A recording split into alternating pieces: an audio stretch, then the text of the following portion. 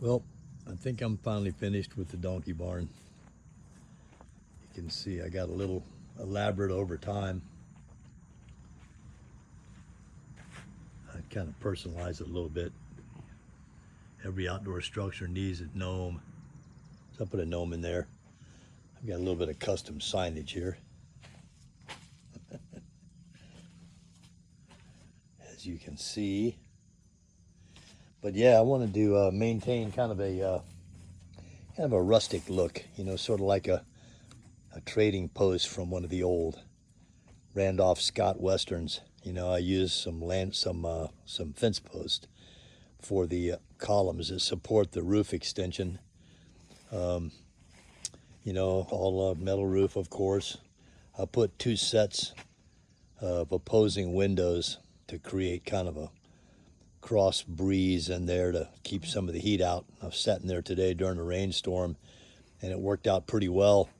I used some very heavy T111 half-inch siding, a little better than a half-inch thick siding. Very heavy, about 70 pounds a sheet. I kicked my butt, you know, putting it in there. But I was able to use some of the siding scraps to do the cornice work. So it allowed me to seal it up pretty tight. So that part worked out really well. Used an old semi-transparent stain, you know, to again kind of give it that old rustic look. You know, part looks pretty cool on the inside. Pretty simple structure. I didn't finish the inside of it, but you can see I put a pretty heavy-duty shelf in there to handle things just out of reach of a donkey neck. You know, I used an open rafter, you know, roof style on it, so there's quite a bit of headroom in here. You know, and I really reinforced the ridge board so a couple of 200-pound men could go up there and put the metal roofing on the main structure. That's about the only thing I subbed out. I put in a 45-inch stainless trough. You can see it's supported. I set it up so that it's exactly just out of reach of a goat and just in reach of a donkey. So the goats would come in here and clean it out all the time.